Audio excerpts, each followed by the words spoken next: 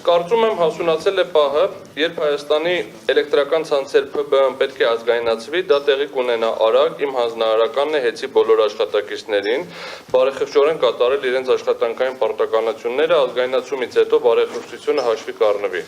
Սա երկրի վարչապետի պաշտոն զբաղեցնող անձի ֆեյսբուքյան էջում հրապարակումն է։ Հաջորդը ճեպազորույցի հայտարարեց, թե դեռ մայիսին էր այդ մասին հանձնարարական տվել, թե գնում է մարզեր, տեսնում հոսանք չկա, արդեն խորհրդարանում ինքը շարունակեց սպառնալիքները, բերեց ԶՊՄԿ-ի օրինակը եւ պնդեց. հեսա շատ արագ, հեծը լինելու է պետական սեփականություն։ Սա ես ուզում եմ ուշադրություն հրավիրեմ։ Չկա հաղորդում, չկա օրենք, չկա որևէ վարույթ։ Քաղաքական իշխանությունները խոսում են ՀԵՑ-ի սեփականաշնորհման մասին, պետականացման ազգայնացման մասին։ Գործընկերս նշանակեց, ինչի չէին անում 60 հոդվածով սահմանված կարգով, շատ բարձ պատճառով, հիմքեր չկար։ Չես կարող գազ բիզնեսը, ասես ես որոշել եմ այս բիզնեսը սեփականացնեմ։ Նույնիսկ գերիշխող, նույնիսկ մենաշնորհ դիր զբաղեցնողը։ Չկա նման ընթացակարգ, եթե չկան խախտումներ, որովհետև են արձանագրված խախտումների մի մասի վերաբերյալ, պարոն դուք շատ լավ տեղեկացված եք եղել, որ հիմնական պատճառը հանգույցը չկառուցելու հենց տկենն է, որ պետք է գնար հանրային գերակա շատ ճանաչեր, մասնավոր անձանց գույքի հետ կապված օգտագործման իրավունքի հարց լուծել, որպեսզի հնարավոր լիներ այդ հանգույցը կառուցել։ Տկենը գիտի, որ ինքը չի արել իր պարտականությունները, բայց գրում է, այ տեսեք, մենք այս համաձայնությունները տվել ենք, մենք չբեցը։ Այ ՀԵՑ-ը չի կառուցում։ Հիմա ՀԵՑ-ը կարող է մի քիչ ավելի ակտիվ կարող էր զբաղվել, կարող է пассив կարող էր զբաղվել, բայց օբյեկտիվորեն հաղորդում է գալիս ձեզ։ Դուք ասում եք կասկածի տակ չեմ կարող դնել ինչ որ գրված է, երբ որ դուք ինքներդ լավ գիտեք, որ դա շուտ է։ Չի համապատասխանում իրականությանը եւ տեղ ՀԵՑ-ի պատասխանատվությունը չի։ Բայց դուք գրում եք որոշման մեջ, որ ես ելնում եմ կանխավարկածից, որ դա ճիշտ է, քանի հակառակը մոտորապես չի ապացուցվել, որովհետեւ շեմը շատ ցածր է։ Այդ դուք եք գրում որոշման մեջ, որ շեմը քանի որ այստեղ պետքա տեսնենք հիմնավորվեց թե չէ, կասկած ունեմ թե չէ, կասկած չէի կարող ունենալ, որտեղ հակառակում դուք համոզված եք։ Ինչևից է, հիմա փորձենք հասկանանք ինչ ծավալով պետք է այս ուսումնասիրությունը տեղի ունենար։ Նայեք, հիմքը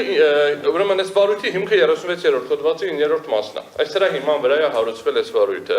որը ասում է հետևյալը. կառավարության լիազոր մարմնի հաղորդման արկայության դեպքում, որով առերևույթ հիմնավորվում է, որ վտանգվել է կամ կարող է վտանգվել եւ շարունակությունն է։ Ինչն եմ այստեղ ուզում կարևորեմ, լիազոր մարմնի հաղորդման արկայությունը։ Լիազոր մարմինը հաղորդում կարող է ներկայացնել եւ առաջ եւ հետո եւ ցանկացած փուլում։ Այսինքն այս օրենքը հաղորդման այլ մոդել չի սահմանել, ուղղակի հաղորդման տվյալ դեպքում ընթացքն է այլ ձևով ապահովել։ Այսինքն մինչև օրենքը ընդունել, եթե հաղորդում լիներ, քննարկվելու էր մի քիչ այլ ֆորմատով, հանձնաժողովի 5 անդամներով, որոշելու եք, եթե բացառքի ինչ որ հարցեր չլներ, որոշելու եք այդ հաղորդման ընթացքը։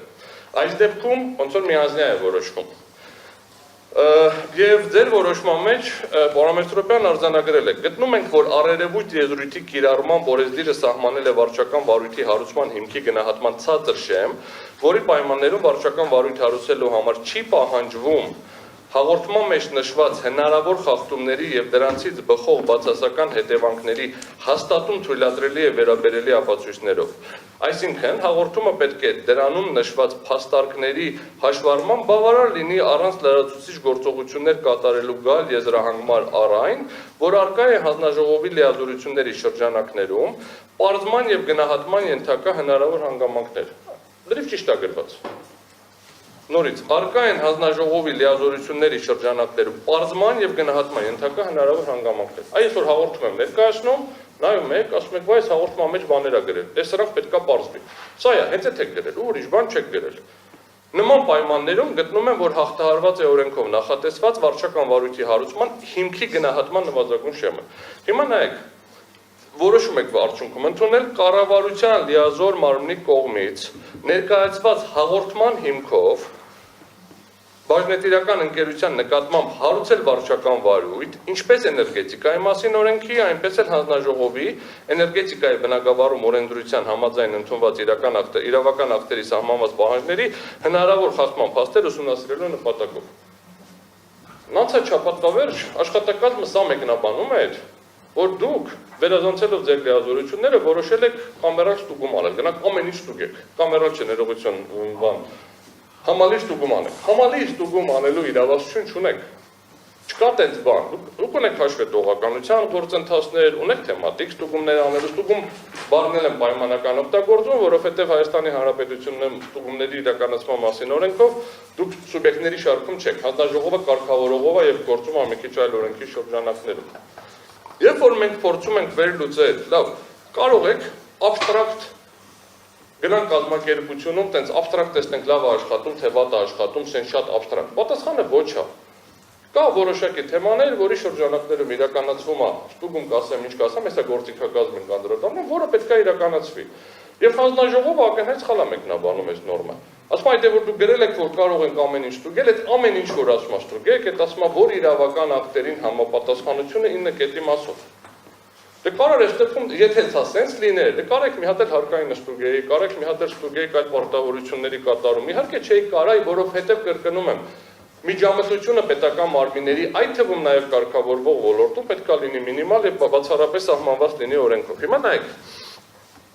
որպեսզի սա չդառնա, որ ես իմ կարծիքն եմ ասում ի տարբերություն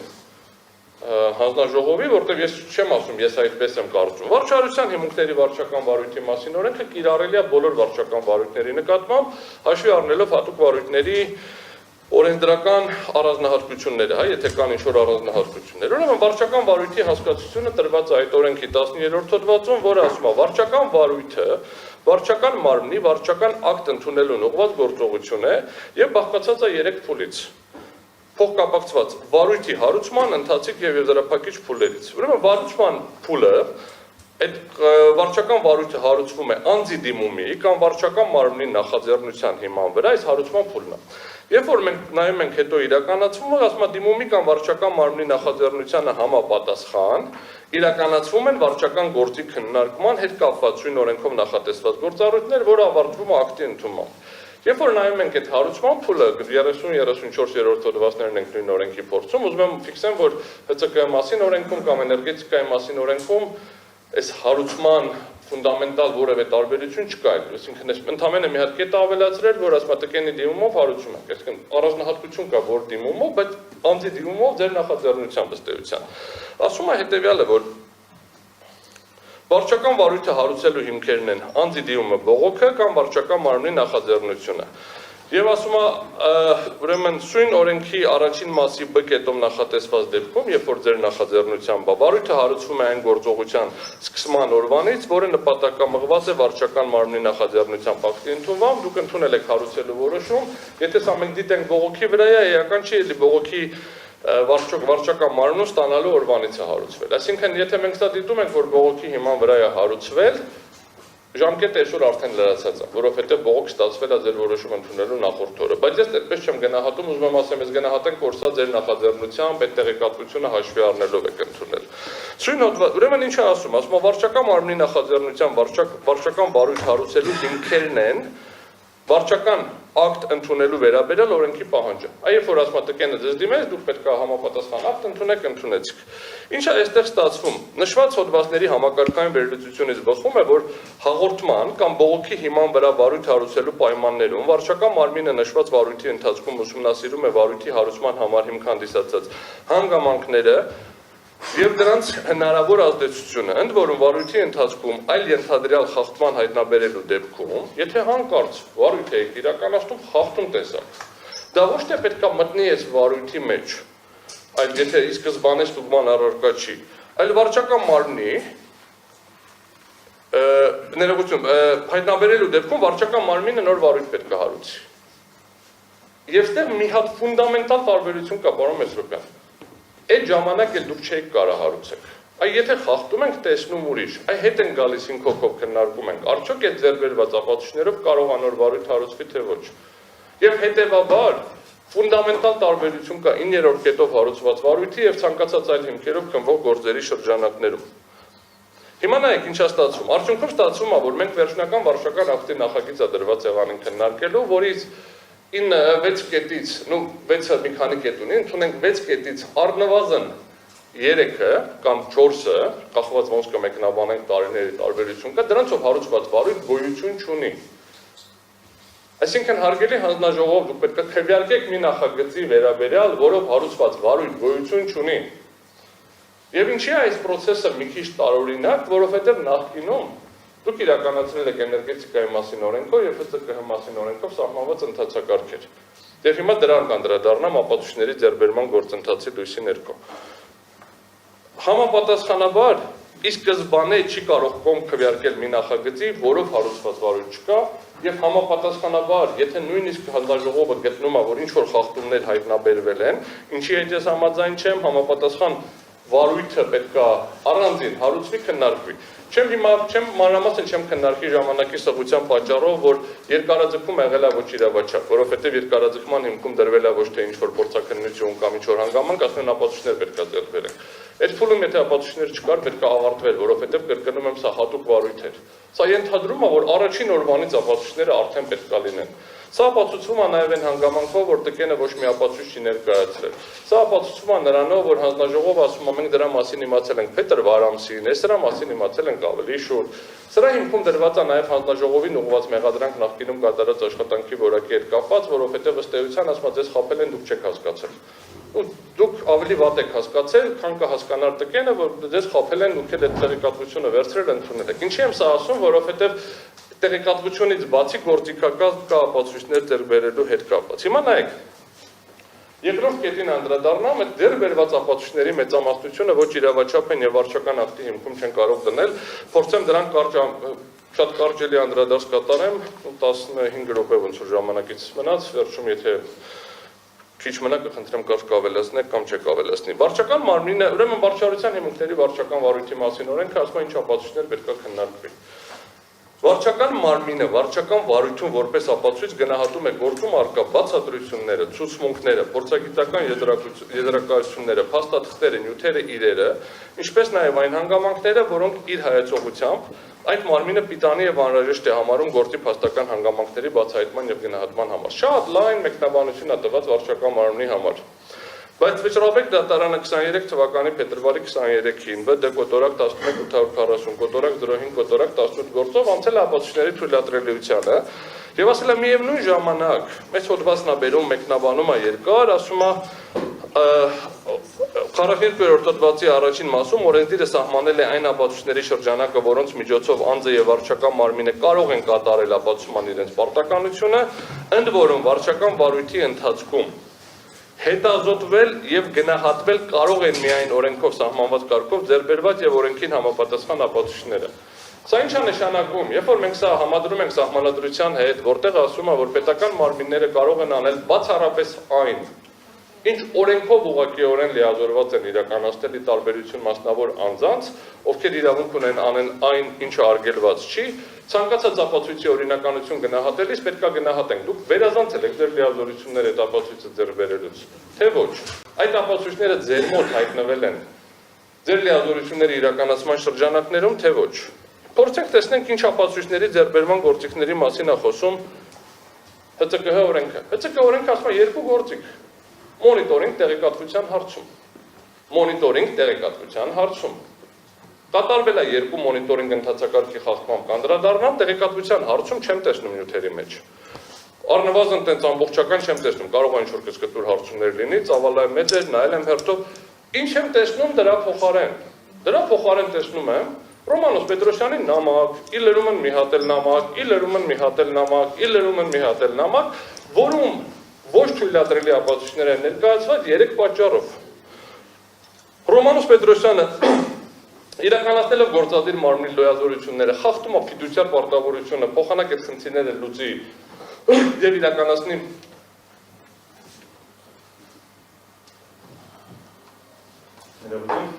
իր գործառույթը համակարգը հեսա փլվելուց փրկի, ապացույց է հավաքում։ Մարդիկ են հարցակննում, նորից եմ կրկնում, համակարգը հեսա փլվում է, այդ տենց է սկսվել վարույթը։ Երբ որ դա տենց է սկսվել վարույթը, էլ ինչ ապացույց, էլ ինչ բան գնանք փրկենք, հետո համապատասխան մարմինները կգտնեն այդ ապացույցները։ Չէ ապացույց, հետևից ապացույց, հետևից ապացույց, հետևից ապացույց, ապացույցի չակերտավոր հեսա կանդրադառնամ ինչի։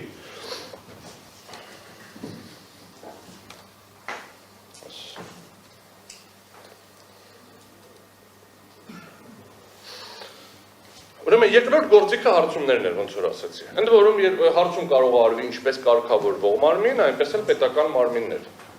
Ինչպես կարգավորվող մարմին, այնպես էլ պետական մարմիններ։ Ուրեմն ու սահմանված է տեղեկատվություն տրամադրելու պարտականությունը, ընդ որում բոլորը բոլորին, ՀԾԿ-հն, պետական մարմիններին, պետական մարմինները ՀԾԿ-հին, կարգավորվող մարմինը ՀԾԿ-հին, այնքանով որքանով այդտեղ շատ կարևոր երկու հանգամանք, առևտրային բանկային ծառայողական կամ օրենքով պահպանվող այլ գաղտնիքի, եթե դա չի հանդիսանում, իսկ եթե տրամադրվում է, չպետք է հրապարակվի։ Նախատեսվել է, հրապարակվել է փաստաթուղթ, որտեղ բանկային տվյալներ կան, տրամադրվել է տեղեկատվություն, որտեղ մարդկանց անուն ազգանուններն է ամբողջությամբ ֆիքսված։ Եվ դրանք հրապարակված են վարչական վարույթի նյութերում են, մի մասը նախագծի մեջ անվանական հրապարակված է։ Համապատասխանաբար այս ապացույցները, եթե ընդունենք ապացույց են, հիմա կանդրադառնամ ինչի չեն նաև դրանք ապացույց, ձեր մոտ են հասել ոչ իրավաչափ եղանակով։ Հիմա, քանի որ էլ վարչական վարույթում է, վարչական վարույթի նյութերից մեկը սա է, որտեղ, եթե մենք տեսնենք, հաշվարկի ակտերն են, ինչ-որ նկարներ են, հաշվարկի ակտեր են, նկարներ են, ոչ մեկ ստորագրված չի։ Ոչ մեկ ստորագրված չի անմատականացվող տեղեկատվություն չկա, անձնագրային տվյալներ չկա, այսինքն այս ակտով ես գնամ դատարան, ես պարտվելու եմ գործը։ Այ գնամ այս ակտով, ասեմ դուք միջամտել եք, ելնում ենք այն կանխավարկածից, որ միջամտողը հեծնա։ Կարող է հեծ չէ, քաղաքացին է, որ սրանով գնամ դատարան, ասեմ դուք միջամտել եք այս ակտին, պարտվելու եմ։ Ոչ թե ձևական եմ ասում, նմանատիպ հանգամանք այլ կարգավորողով ունեմ իմ պրակտիկայում։ Պատշաճ ստորագրված չի, պատշաճ արձանագրված չի, չունեմ։ Սա ոչ միայն բանը չի ստորագրել, քաղաքացին։ Բանն էլ չի ստորագրել, հեծի աշխատակիցներ չի ստորագրել։ Ունեմ նկարներ, նկարները ով է վերցրել, ինչ հանգամանքներով չկա։ Այ վարչարության հիմունքների վարչական վարույթի մասին օրենքը տալիս է եւ վարչական դատավարության օրենսգիրքը հետագայում ասում է լուսանկար որ տալիս եք, պետք է ասեք որտեղ է նկարվել, ինչ հանգամանքներում է նկարվել, ով է նկարել։ Ուզում եմ ուշադրություն հրավիրեմ։ Այս գործընթացի արդյունքում ստացված ապացույցները ոչ իրավաչափ են, շարունակություն է։ Վարչարության հիմունքների վարչական վարույթի մասին օրենքը հնարավորություն է տալիս պարզել վկաների հարցաքննության ընթացակարգը։ Ու դա պարտադիր չէր բացառապես գալ այստեղ հարցաքննվեր վկան, դա ամենապատշաճ ընթացակարգը կլներ եւ դա պետք էր արձանագրել վարույթի շրջանակներում։ Հիմա ինչ ասում դրա վերաբերյալ։ Վարչական մարմինը վարույթի մասնակիցների միջնորդությամբ կամ իր նախաձեռնությամբ որպես վկա հրավիրում է եւ լսում է այն անձանց ցուցմունքները, որոնց կարող են հայտնի լինել տվյալ գործի վերաբերյալ տեղեկություններ, իր ցանկությամբ վկան կարող է ցուցմունք տալ գրավոր, առանց վարչական մարմին ներկայանալու, գրավոր ցուցմունքի յուրաքանչյուր էջի վրա վկան ստորագրում է, որը հաստատվում է վարչական մարմնի կնիքով եւ ստորագրման տարվա, ամսվա եւ ամսաթվի նշմամբ։ Վկային հարցեր տալու անհրաժեշտություն առաջանալու դեպքում նա վարչական մարմին կողմից հրավիրվում է այդ մարմին։ Երբ որ ես ասում եի, որ վկաներին պետք է լսել, ձևական չի ասում, դա ժամանակ ձգելու խնդիր չկար։ Հիմա ինչ ունենք, հայտնեք թե ով եւ որ պաշտոնական եւ որ պաշտոնյան է ձեզ հանձնարարել կամ պարտադրել ապահովել 52% կորուստ։ Հարցը սխալ է, հարցը ուղղորդող է, եւ абսուրդային է, որովհետեւ ոչ մեկը չի գալիս են բան տարբերակից, ոչ մեկ չի ասել, հանկարծ որ 0 լինի կգանեցնեն հանես, որ 52% գա։ Այսինքն, էսա ենթադրում է, որ այդ մեկը մեկին հանձնարարել է, որ գնաց իդեալական տեղամասը, ընդհանրապես կորուստ չկա, պարտադիր պետք է այնտեղ մի հատ տես կաբելի վրա ինչ-որ խնդրեմ սարքեք, որ 52% կորուստը գա։ Երկրորդը, որևէ ձև պարզ չի դառնում, երբ որ ընկերությունը կառավարչական գործառույթ իրականացնելուց տեղամասերում որոշակի պարամետրեր է իջեցնում, որ սա մեր KPI-ներն են, ձգտելու անհրաժեշտ տվյալներն են։ Ոնց պետք ուրիշ ոնց կարա հեծը գա ինչ-որ ցուցանիշի, եթե ցուցանիշները չի բաշխում տարածքներով եւ ցուցանիշները քննարկման առարկա չեն դառնում։ Բայց դա չի կարող մեկնաբանվել, իսկ փորձը արվում մեկնաբանել, այն որ ինչ-որ մեկը հանձնարարել է կգնա հավելագրում կանեք։ Ինչ-որ մեկը հանձնարարել է կգնաք թերգրանցում կանեք, ինչ-որ մեկը հանձնարարել է կգնաք գողանաք, ինչ-որ մեկը հանձնարարել է կգնաք հանցագործություն կկատարեք։ Ընդ որում, ով է այդ ինչ-որ մեկը որևէ ձև պարզված չի, չգիտեմ ով է տարբերակով է։ Մեկը չի, սա ես մի հատը կարդացի, բայց որը որ բացենք նույն բանի վերաբերյալ է։ Երբ կրկնեմ հանձնաժողովի աշխատակազմը, էլի այն օրը ասում է, որ դե դա մենք դիտարկում ենք գրավոր ապացույց։ Չեն կարա վկային հարցաքննենք, ասեն գրավոր ապացույց է։ Դե չեն կարա։ Չկա տենց ընթացակարգ։ Վկայի հարցաքննությունը, ինչի եմ ասում չկա տենց ընթացակարգ, որովհետև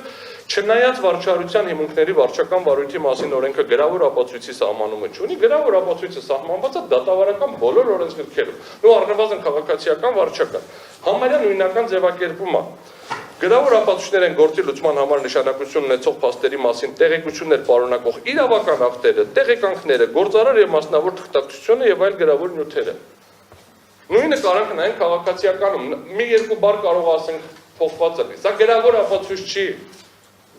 Եվ երբեք քրեական գործում, երբ որ վկային հարցաքննած են լինում, այդ կարդում են, դա գրավոր ապացույց չի դիտվում, միևնույնն է, սա դիտվում է վկայի հարցաքննության ապացույց, որը ուղղակի հետազոտվում է թղթի կարդալու ձևով։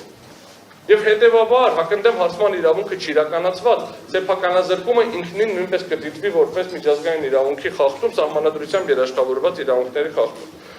Ժամանակի ստեղծության պատճառով ես շատ հակիրճ կանդրադառնամ 3 կարճ պարամետրի ամենի վրա ընդամենը 3 րոպե ժամանակ ծախսելով, 2-3 րոպե ժամանակ ծախսելով։ Ինչ վերաբերվում է առաջին կետին, համակարգի չաշխատելուն։ Սա նույնպես ապացույցների անթույլատրելիության խնդիր է։ Գոյություն ունի ձևավորված միանշանակ պրակտիկա վարչական մարմիններում եւ դատական մարմիններում, որ հատուկ գիտելիք պահանջող տեղեկատվությունը կարող է ապացուցվի բացառապես փորձաքննության կամ մասնագետի միջոցով։ Պնդումներ են եղել, որ մի կոճակով Ռուսաստանի ջնջել են, ասենք ինչի հիման վրա փետրվարի 2-ին գրություն ա եղել, որը ուսումնասիրում եմ տարբեր լեզուներով հայերեն չի, բայց օքեյ, ռուսերեն հասկանում եմ, կարդում եմ, նամակագրությունն է, որտեղ ենթադրություններ է, որտեղ չկա, որ չեն կարողանում վերականգնենք, որովհետև երբ որ ժամանակագրություն եմ դասավորում տարբեր ժամանակագրություն է գալիս, ստանում եմ տեղեկանք ստորագրված չի։ Երբ որ ասում եմ տեղեկանք ստորագրված չի, նկատի ունեմ այս մակագրում այն, որ վերևում պետք է մակագրվի։ Հանձնաժողովը տվել է ստորաբաժանման ղեկավարին, որին պետք է մակագրվել եւ ընթացք տնվել, մակագրված չի։ Ինչի՞ չի մակագրված, հանգամանքը պարզված չի, փորձագիտական եզրակացություն կամ փորձագիտություն կամ հարցումներ են մարմիններից, ովքեր դա իրականացրել են, արկա չի, գործում արկա չի մի հատ նյութ, որը ցույց կտա, որ տեղեկատվությունը չկա։ Ասում ենք, որ չկա, ասում դե մենք կարողացել ենք մտնենք, նայենք կամ չենք կարողացել։ Երբ է ջնջվել, ինչ հանգամանքներում է ջնջվել, ոնց է ջնջվել, միակ էս ապացույցն է։ Իսկ ինչ, եթե ժամանակավոր կառավարիչը մի կոճակով ջնջել է, հետո ասել է, բա ինչ անեմ, եկա բարի տվեցի հետ։ Օրա, շեֆ, всё пропало։ Ինչ անեմ, ասենք մենք դու գնանք ուղարկենք, ասենք այդ փետրվարի 2-ին է ջնջվել։ Ես չեմ ասում տենց հա թե տենց չի, բայց հարգելի վարչական մարմին, եթե դուք կանխորոշված որոշում չունեք, ինչի՞ չեք այդ սցենարը դիտարկում։ Այսինքն ինչի ենք դիտարկում, որ երբ որ բացում եմ տեղեկանքները պարոն Պետրոսյանի ներկայացված, ասում եմ ինչ, երբ որ ես սկսեցի այստեղ կառավարել, ցուցանիշները վատացան։ Ինչի՞ չենք դիտարկում, որ վատ են կառավարել, վատացել է, այլ դիտարկում ենք, որ առաջ գողանում են, հիմա որ չեն գողանում, դրա համար է վատացել։ Ես իմիջիալից չեմ ասում, որ մեկն է ճիշտ կամ մյուսն է ճիշտ, այս հանգամանքները պարզված չեն։ Եվ այս հանգամանքների պարզված չլինելուն որում իմ համար էլ է որոշակի պրոբլեմատիկ, որովհետև ես այս նյութերով եմ գնահատում։ Եվս մեկ կետ ինչ վերաբերում է բանկային երաշխիքներին, ես ուղղակի ֆիզիկապես չեմ հարցնի բոլոր կետերով անցնեմ, փորձեմ բանկային երաշխիքներին եւ միջազգային արբիտրաժին կարճ անդրադարձ կատարեմ ու ավարտեմ։ Երկար քննարկեցինք, ընկերությունը կարա բանկային երաշխիք, չի կարա խի է տվել, ոնց է տվել, պետք է տար, չպետք է տար։ Տիկին Շահինյանը հարցադրումներ արեց, լավ է թե վատ է, որ կարանա հեծը։ Ես ասում եմ, չգիտեմ լավ է թե վատ է, ես ունեմ մի չափանիշ, իրավաչափ է, ոչ իրավաչափ է։ Ապացույցների քննարկման ժամանակ մոտավորապես այնպես ինչ-որ փաստաթղթեր է, որտեղ բանկային երաշխիքների ինչ-որ տվյալներ կան, որոնց կարգավիճակը միջևերջ պարզ չի, վարչական մարմինը ունի հնարավորություն տարբեր կազմակերպություններից ստանալ այդ տեղեկատվությունը, գործում առկա է մենակ Ամերիա բանկի գրությունը, որ քանի որ կորպորատիվ փաստաթղթերը չեն եղել տրամադրված այդ երաշխիքներին չի հանում, ստորագրվել է, բայց որին պետք է հաջորդեր կորպորատիվ համաձայնություն, որը առկա չի համապատասխանաբար ինքը չի դիտարկել, ամյո բանկով ինչ-որ տեղեկատվություն է, որի ամբողջականությունը ինձ համար պարզ չի ինչ է, ես քննարկում եմ փաստականը, հետ իրավականին կանդրադառնամ։ Երբ որ ես դիտարկում եմ մնացած երաշխիքների մասով այսպես, դա նամակագրություն եմ տեսնում, որտեղ ասում է տվեք ինչ-որ աղյուսակը խնդրում եմ լրացրեք, աղյուսակը վերադարձվում է, աղյուսակը խնդրում եմ լրացրեք, աղյուսակը վերադարձվում է, ինչ-որ հարցադրումներ է տվում վարկերի մասին։ Կա մի որոշ քանակի երաշխիքի պայմանագրեր, որոնց կարգավիճակը եղել է, չի եղել, ինչ կարգավիճակ ունի, ինձ պարզ չի։ Բայց մի հատ պարզ բան գիտեմ, երբ որ գրում ենք, որ սա գաղտնի պրոցես է, երաշխավորությունը բանկան երաշխիք սխալ օգտագործեցի, բանկերում տրված երաշխավորություն։ Երաշխավորությունը գաղտնի չի կարող լինի։ Ինչի չի կարող լինի, բացատրեմ։ Որովհետև այդ երաշխավորության թուղթը, եթե ես բանկին չտամ, ոչ մի բան չի ունենալու, էլի, այսինքն ինքը չի հետևանք չի առաջացնելու ընդհանրապես, այսինքն որպես ինքը հետևանք առաջացնի, առնվազն պիտի գնամ բանկ, ասեմ ես մարդկանց պարտավորության համար ես պատասխանատու եմ, ես էլ ձեզ երաշխավորություն։ Եթե ես դա չտվեցի, ես ինչքան ուզում եմ թուղթ ստորագրեմ իմ մոտ, այդ նույնն է, ոնց որ ես նվիրատվության պայմանագրեր ստորագրեմ իմ տանը դնեմ իմ սեյֆում, ինչ-որ տարբեր փաստաթղթեր ստորագրեմ, եթե դա ես ինչ-որ միտեղ չտվեցի, դա հետևանք չի կարող առաջացնի։ Հիմա մենք ինչ ունենք, ես հիմա վերջնական չեմ կարողանում պարզեմ ներկայացված ապացույցները, իմ մոտ մի ժամն է, ես մի 5-6 րոպե եմ խնդրում ավել, ես ապացույցների ծավալը չեմ տեսնում, բայց հիմա շարունակություն է։ Որոշակի քննարկման ժամանակ անդրադարձ եղավ։ Պետք է արդյոք երաշխավորությունը սահմանափակել։ Կարողա չէ, ես չեմ քաղաքականություն մշակողը, բայց նույն ձևի պետք է արդյոք փոխառություններ վերցնելու ծավալը սահմանափակել կամ թե չէ։ Պետք է արդյոք կարգավորումներ ունենանք, օրինակ սնանկության մասին օրենքում շատ հատուկ սպეციფიկ կարգավորումներ թե չէ։ Պետք է արդյոք ունենանք կարգավորումներ վնասի հատուցման ինստիտուտի օբյեկտիվ կամ ոչ օբյեկտիվ իմաստով, կարողա չէ, սա կախված է կարգավորման մոտեցումից։ Ունենք արդյոք կարգավորում, որ արգելում է երաշխավորություն, ոչ։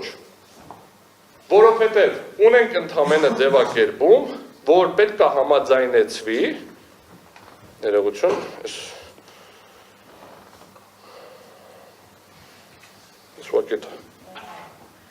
Ունենք ընդհանրապես կարգավորում, որ պետք է համաձայնեցվի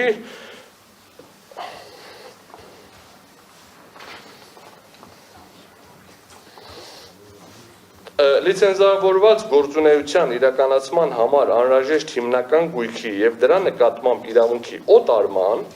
այլ կերպ փոխանցման կամ գրավադրման համար լիցենզավորված անձը պարտավոր է նախապես ստանալ հանձնաժողովի համաձայնությունը։ Ու ճիշտ է, որովհետև գրավադրումն էլ չի փոխանցում։ Առանձին գրել է։ Դրանք գրավադրում։ Ինչի է սրան գրել, որովհետև քաղաքացիական իրավունքում մի հատ պարզ ճշմարտություն կա, իրավունքները կամ գույքային են, կամ պարտավորական են։ Գույքայինը կապած է կոնկրետ գույքին։ Անվանական, այս շիշն է, գրավ եմ դրել, այս շիշը կամ ապահոված իրավունքի շիշն է, այս շիշն է ապահովում պարտավորությունը։ Իմ դրամական միջոցները կապ չունեն, իմ բիզնեսը կապ չունի, իմ գործունեությունը կապ չունի, այս շիշը ինքը որպես իր ապահովում է պարտավորությունը։ Երաշխավորության պայմանագիրը պարտավորաիրավական է։ Այս երաշխավորության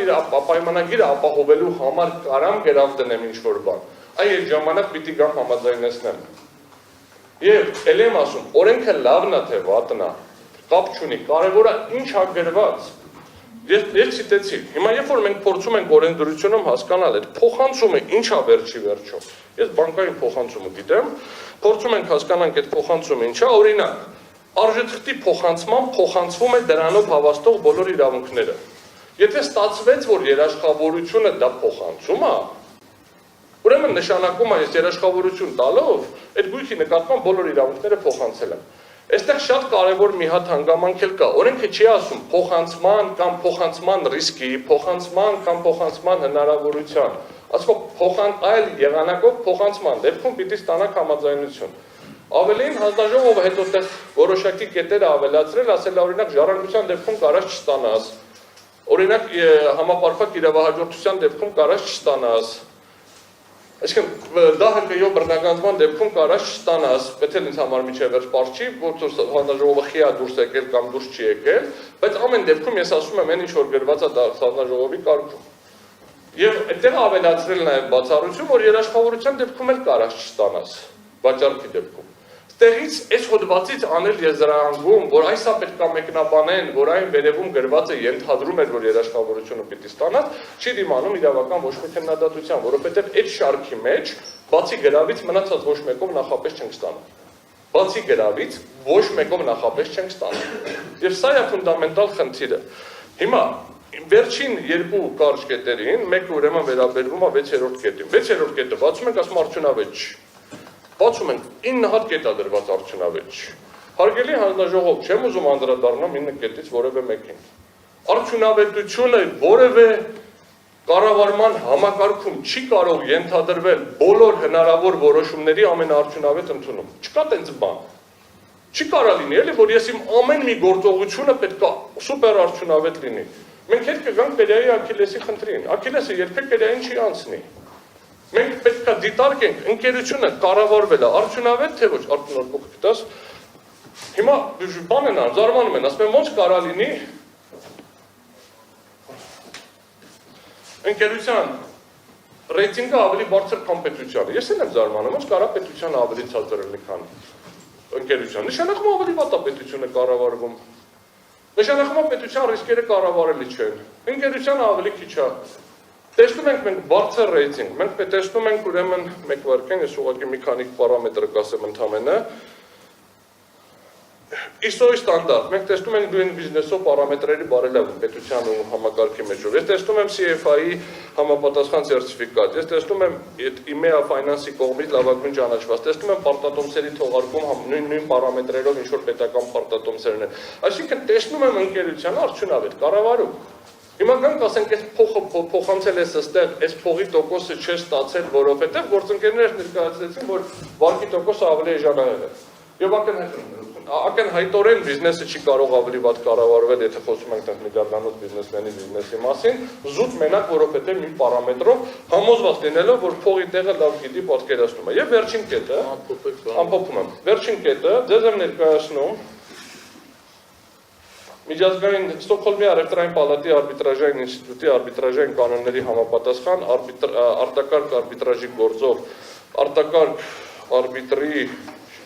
ժամանակավոր միջոցների մասին արտակարգ որոշման վերաբերյալ վճիռը ամբողջ ծավալով, ուրեմն ապոստիլով եւ նոտարական թարգմանությամբ, համաձայն որի ես այդտեղ ուղղակի հղում կանեմ մի հատ կետի վրա, որոշում է պահանջում է պատասխանողից, այն է Հայաստանի Հանրապետությունից, որի անունից ես պահին դուք եք հանդես գալիս, մասնավորապես, դեռնպահ մնալ ազգայնացման օրենքների կիրառումից, մասնավորապես հեծի լիցենզիայի չեղարկում։ Մասնավորապես հեծի լիցենզիայի չեղարկում։ Ուզում եմ ուշադրություն հրավիրեմ, հարգելի հանձնաժողով, դուք դիմել եք կառավարության համապատասխան ստորաբաժանում, հարցրել եք, պետք է կասեցնեմ, թե չէ, վարույթը։ Պատասխանել են, որ կասեցման մասին բան չկա։ Եվ ճիշտ են պատասխանել, չի գրել, որ վարույթը կասեցրու։ Այ գրել է, որ ժամանակավոր կառավարչին երբ չնշանակեք, իսկ եթե նշանակել եք, թույլ չտաք հանդես գալ որպես գործադիր մարմին, ուղիղ է գրված։ Բայց ու ասել են, որ կասեցնեք, չի հակասի, բայց ավելի լայն կլինի։ Ես հիմա ձեզ տալիս եմ որոշումը ամբողջությամբ, շատ կարևոր մի հատ հանգամանք։ Որոշումը պարտադիր է Հայաստանի Հանրապետության համար, այն ինչ որ գրված է համապատասխան գրությամբ ձեզ ուղղված, դուք տեղեկացված եք, որ այս որոշումը պարտադիր է կառավարության կողմից, վաղը քննարկման ժամանակ ձեր չտեղեկացվածության մասին որևէ պնդումը չի կարող հաստատվել, եւ այս սրանով ձեզ արգելված է լիցենզիայի զրկել։ Նորից եմ ասում, սրանով ձեզ չէր պարտավորեցնում կասեցնել։ Սրանով ձեզ պարտավորեցնում է լիցենզիայի չզրկել։ Սա փոխանցեմ ձեզ ամբողջական հաշվի առնելով նշվածը, խնդրում եմ վարույթը կարճել։ Հայ, ավարտում եմ։ Խնդրում եմ վարույթը կարճել։ Վարույթում իրավախախտում չհայտնաբերելու հիմքով կամ եթե որևէ հանգամանքի հետ կապված հանձնաժողովը կգտնի կա իրավախախտում, կիրառել, դա հետո կբողոքարկվի թե չէ կդիտարկենք որոշումից։ Կիրառել լիցենզիայի զրկման հետ չկապված խափաման պատասխանատվության միջոց ըստ անհրաժեշտության համակցելով մի բան, որը դուք պետք է նախկինում ավելի հաճախ կիրառեիք, որը ավելի արդյունավետ է, համակցելով պարտադիր կատարման ենթակա որոշակի հանձնարարությունների տրամադրման։ Օրինակ, չգիտեմ, այս համակարգը կիբեռանվտանգության տեստավորում անցկացրեք, այս բերեք միջազգային մի հատ փորձագիտական կազմակերպություն ՏՏ ոլորտի ով ձեզ համար կմշակի Sա եւ կտա կիբեռանվտանգության սերտիֆիկատ, ներդրեք ընթացակարգեր թերությունների մասին հանձնաժողովին նախապես եւ ժամկետում հայտարարելու մասով, ինչ որ կգտնեք, հայ չգիտեմ, բայց քննարկումների ժամանակ ես ինքս հեծի ընթացիկ գործունեությունը որպես փաստաբան չեմ սպասարկել, ես բարձրացնում եմ այն հարցերը, որոնք հարցադրումների ժամանակ բարձրացվեցին հանձնաժողովի կողմից։ Դա հնարավորություն կտա Հայաստանի Հանրապետությանը խուսափել բազմամիլիոնանոց, բազմա 100 միլիոնանոց պատասխանատվության միջոցների տակ ընկնել, դա հնարավորություն կտա ապահովել օրինականության նվազագույն ընդունելի մակարդակը, օրինականության, սահմանադրականության, միջազգային իրավունքների պաշտպանության, սույն վարույթի շրջանակներում։ Շնորհակալություն։